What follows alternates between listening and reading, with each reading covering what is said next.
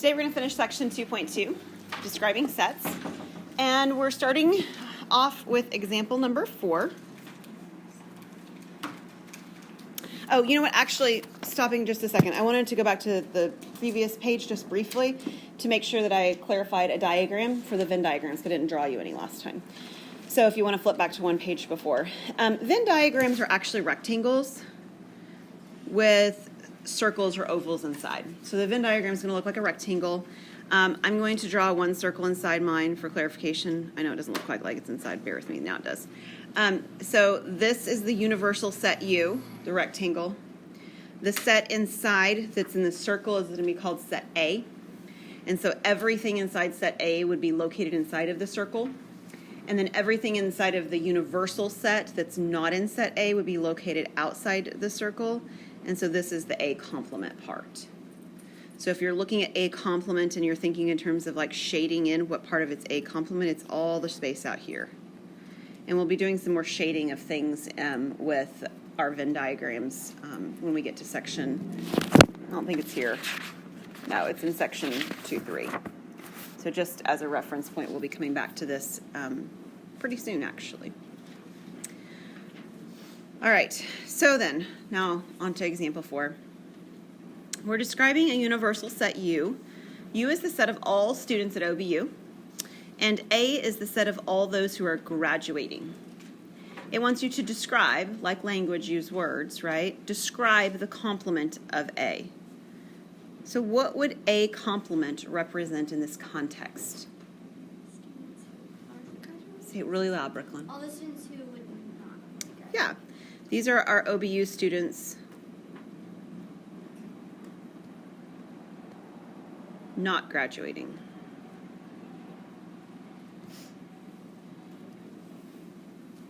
But notice it does need to be OBU students, right? It's not just everyone not graduating, because that would include people who are faculty members maybe, or students from Shawnee High School or something like that, right? So we do have to clarify that we're still talking about the OBU students, just the ones who aren't graduating. A subset is actually a smaller collection inside of a larger one. So for all sets A and B, B is a subset of A if and only if every element of B is an element of A. And it is written, kind of looks like a sideways U, or sometimes if you see it drawn, it might look more like a C, like a dilapidated C, right, a squished C. And this is the symbol, and it has a line underneath it, like this. This is telling you everything that we're talking about as being in the set B is also in the set A. For example, if you wanted to look at a family that has children, right, you could say that the set of their daughters is a subset of the set of all their children, right?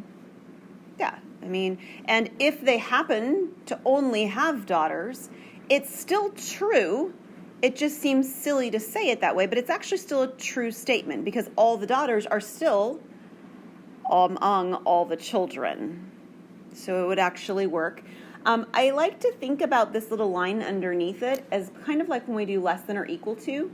It means they could actually be the same set, the same collection of people. So in the verbal description I just gave about the daughters, that would be the example of that. If the family only had daughters, the two sets are equal. All my daughters, all my children, they're the same thing.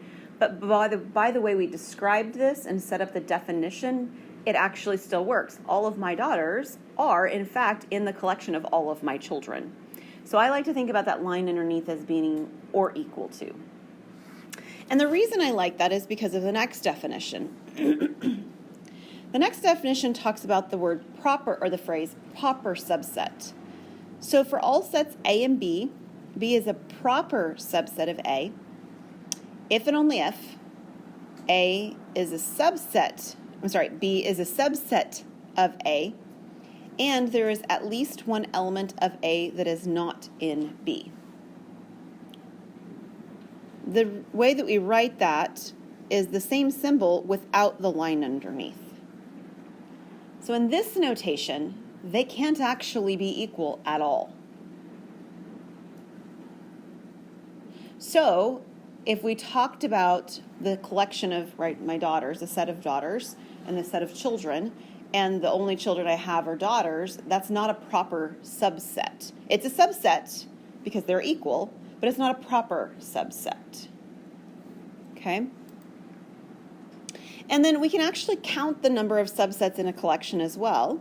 If a set has n elements, then there are 2 to the n subsets and 2 to the n minus 1 proper subsets.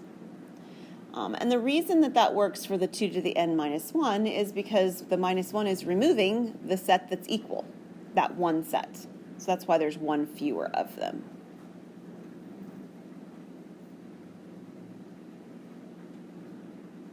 So on example 5, we actually see this happening.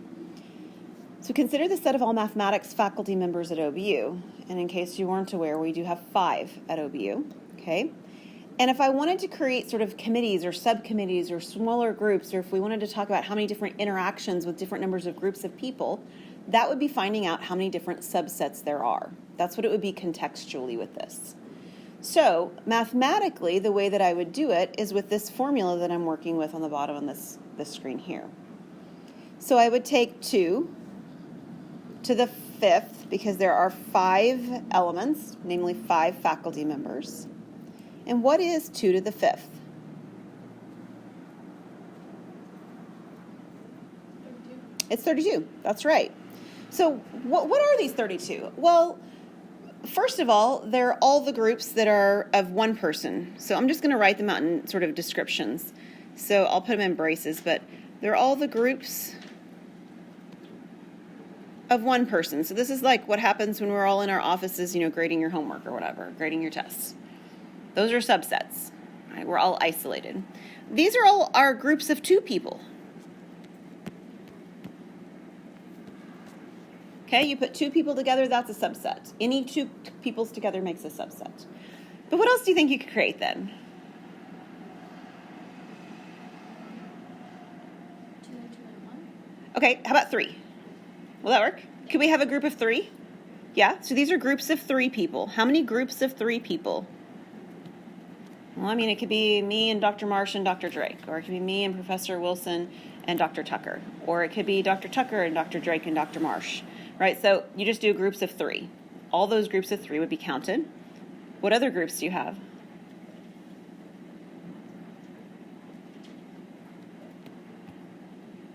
Got groups of 1, groups of 2, groups of 3, groups of 4, and I would also have then the one group of 5. Right? That's what happens when we have a department meeting. We all show up, at least, unless somebody's sick or something, right? Group of 5. There's one missing here. We also have the group of no one. Technically, it is a subset because everyone in the no one subset, right? Everyone of which there's no one is a member of the whole group because there's no one. It's funny to describe it that way, but with the definition, it works. So these are all of the different kinds of groups that this is referencing. And if you count them all up, you get 32. Okay? And then if you want to know the proper subsets, it would be 32 minus 1, or 31. And in particular, it would be all the same things you have up here, except not the group of all 5 of us. Because the group of all 5 of us is not a proper subset of the whole group. It's a subset, but it's not a proper subset.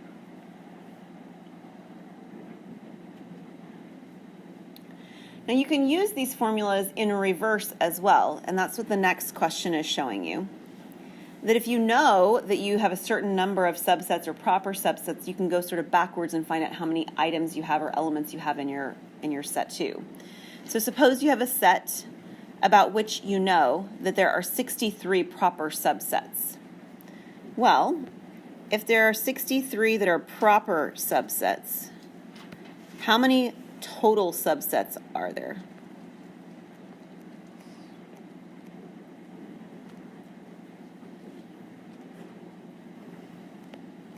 Somebody take a risk. Tell me what you think. 64. Right, there's the one more. There's 64 total subsets because you have to throw one more back in. And the question then is 2 to what power is 64? What number goes in that blank to make the statement true? 6. It's 6. And you're welcome to, this is just trial and error stuff. You don't necessarily need to know powers of 2 to do this problem. You could just check your calculator and try a few numbers until you hit on the right one. It has to be a whole number because this is a number of people or a number of items, right? Number of books, a number of contacts in your phone or songs on your, iPhone account or whatever. I don't know. iTunes account. That's what I wanted. iTunes. Right? That's the kinds of things we're looking at. So it has to be a whole number. You're going to hit on it. So it's 6. So this n, the number of elements, is actually 6 elements in this case.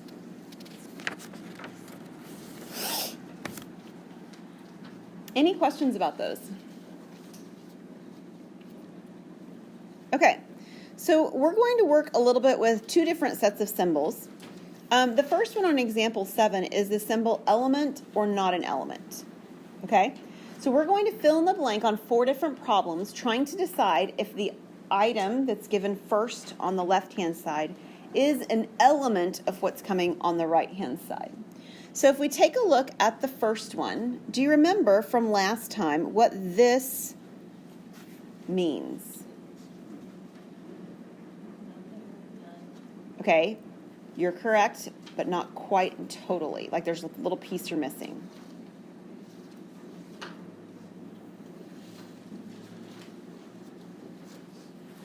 Is it no solution?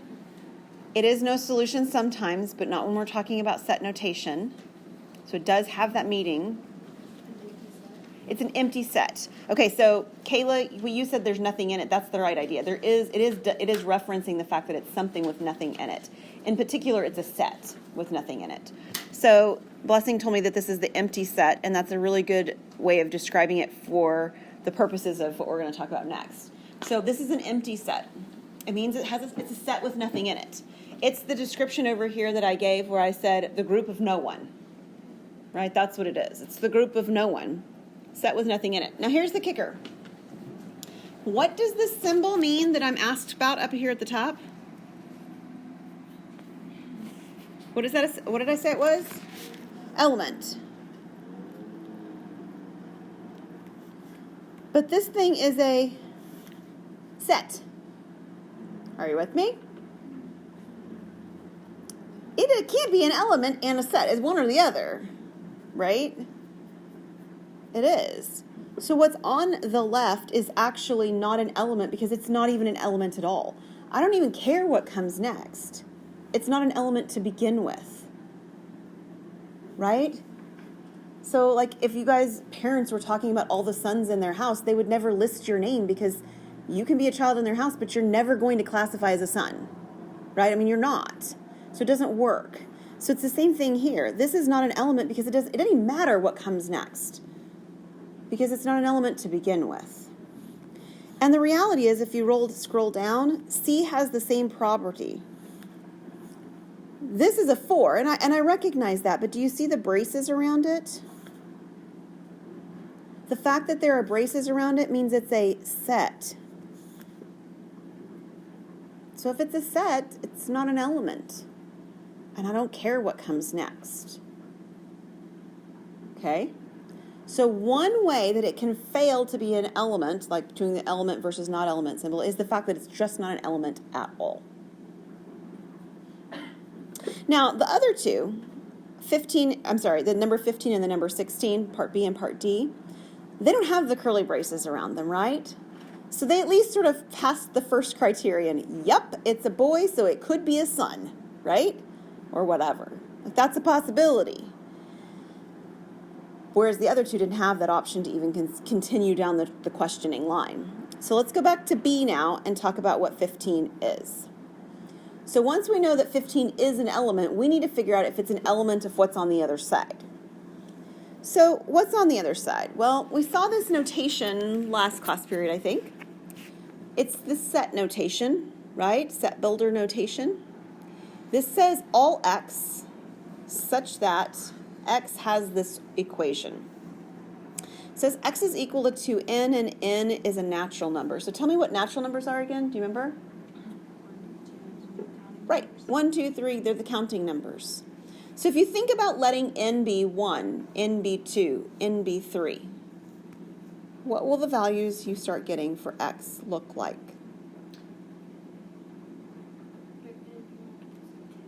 they're going to be multiples of 2, right? We often describe that as even as well, right? So these are the numbers like 2, 4, 6. Is 15 going to be in that list? Nope, it isn't.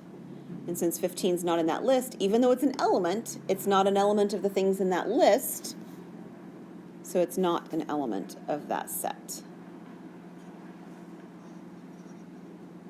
16 is a little more direct, right? It's a listing method. And on 16, you actually see that it is all the even numbers written out, right? Or at least enough of them to know that that's what's going on. Is 16 going to be in that list? It is. So 16 passes both tests. Number 1, it is an element.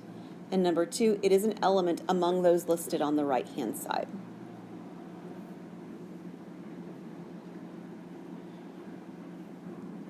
Okay, does that make sense for everyone?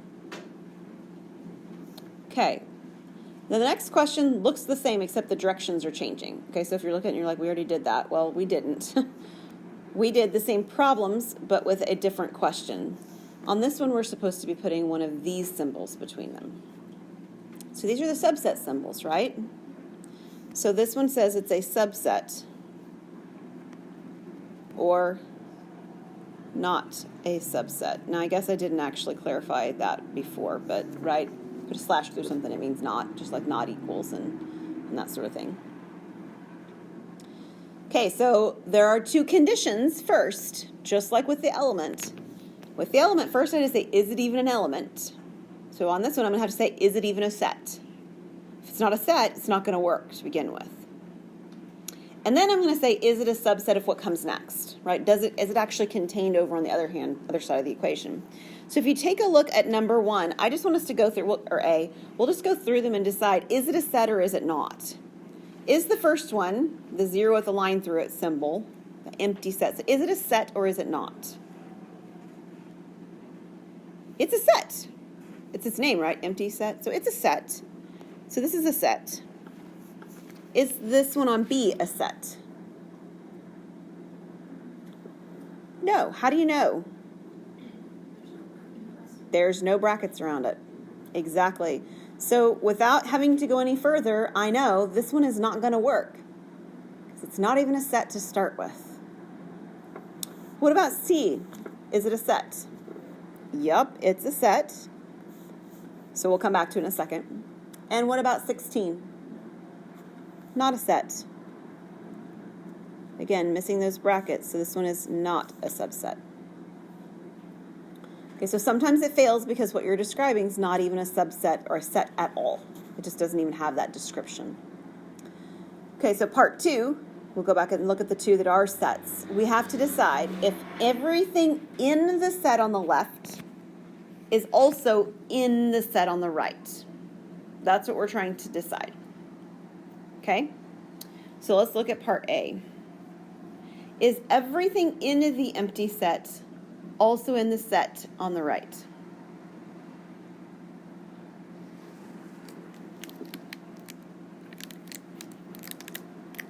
What do you think? 0 is nothing. Well, 0 is not nothing, but the empty set has nothing in it. So you can even put a 0 in it. Yep, the empty set doesn't even have a 0 in it. What were you saying, Elizabeth?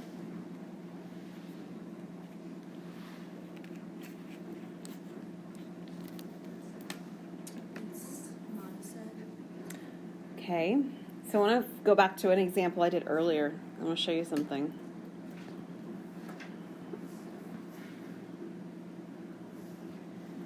Do you remember when I did that problem and I said there's also this weird group that has no one in it, and sort of by default, because of the language of the way we describe sets and subsets, it's also a subset? Yeah, so it feels really weird to say, but the reality is that the empty set, which has nothing in it, right, is actually a subset of every set, because everything in the empty set, of which there's nothing, is in the next set. Everything's there by default because there's nothing there to begin with. So every time you see the empty set with whatever comes next, it doesn't matter at all what's on the right-hand side, by default it is automatically a subset, always. So I'd write a note to the side of that because that's one that people often forget because it feels so strange. The empty set is always a subset of every set. Always.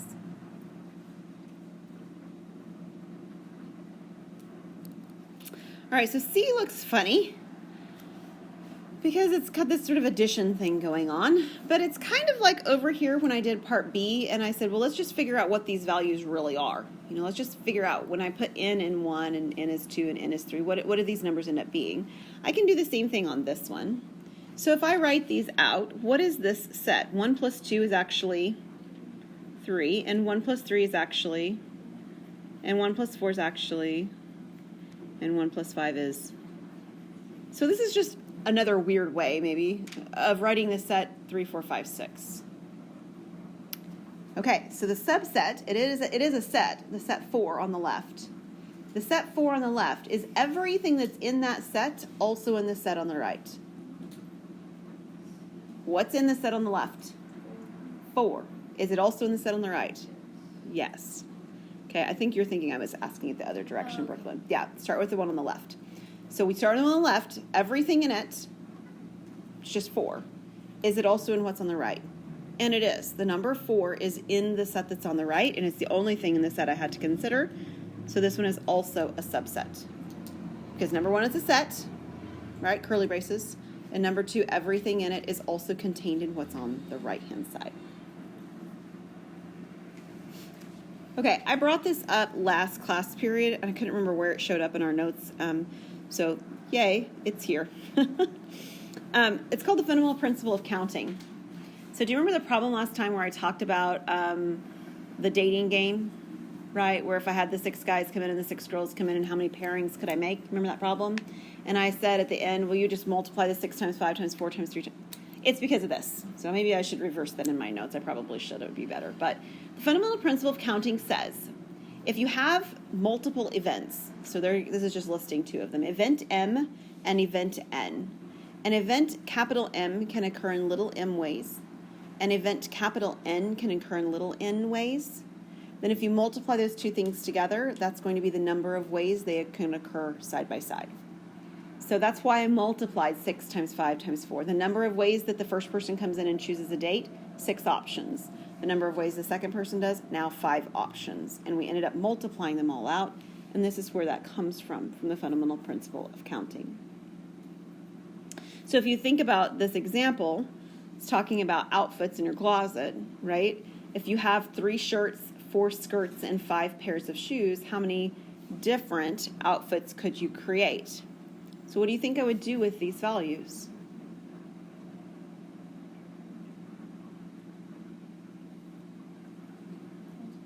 Multiply them. That's right. I'd multiply them. So when I describe this, I think about sort of making 3 placeholders, right, or however many I have. This time there's 3 different items. I have 3 shirts, 4 skirts, and 5 pairs of shoes, and I'm multiplying them together. That's what the fundamental principle of counting says that I can do. And if I do that, I get 60 outfits. So you can no longer say I have nothing to wear. 60 options. Wow. Of course, that's assuming they're all clean.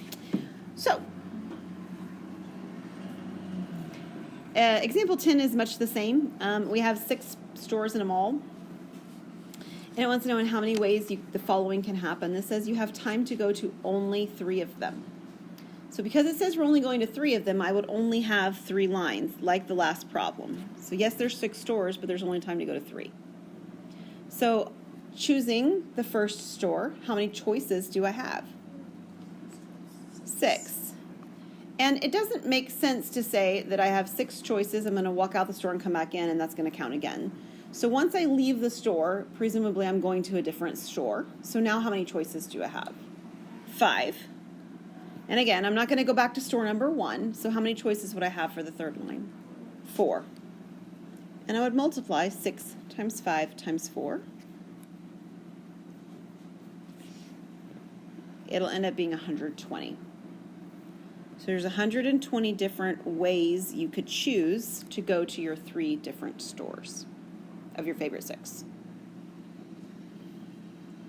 So how is part B going to be different? What am I going to do for that I didn't do before? Yeah, I'm going to have 6 options, right? So I'm going to write 6 lines down, or if you don't want to write them, that's fine, but there's 6 different things I'm going to choose.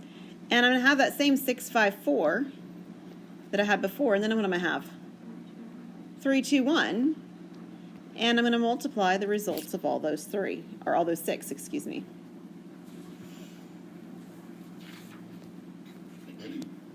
And if I do that, I'm going to get 720 ways.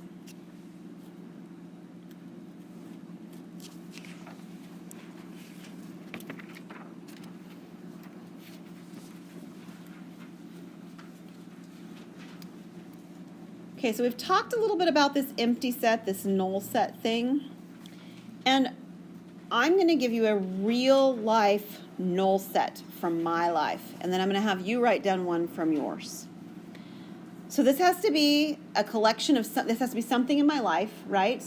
And it has to have nothing in it. So this is my example. My example is the monkeys living in my house.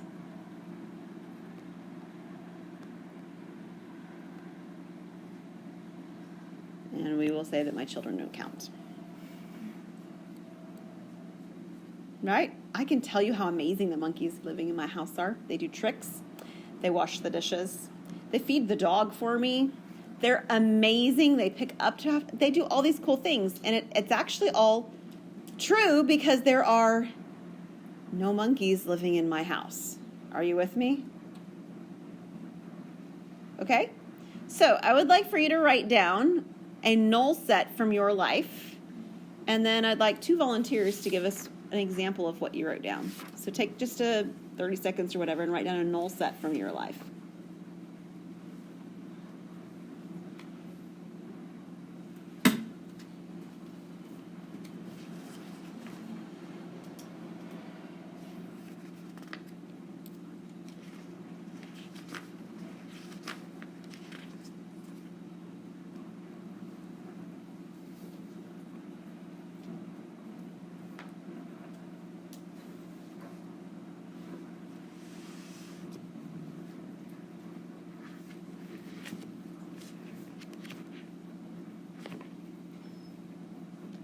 All right, who's willing to share with us something you wrote down? What's a null set in your life? Be brave, volunteer. I don't know if mine's correct, but I said my boyfriend bought me a gift. Okay, so you have the right idea. It's phrased a little bit, Is it like not the, quite. I wasn't sure about the bought me. So you could say something like, the gifts my boyfriend bought me, and then it would work. Yes, the gifts my boyfriend bought me, brought me, whatever, yeah. What else?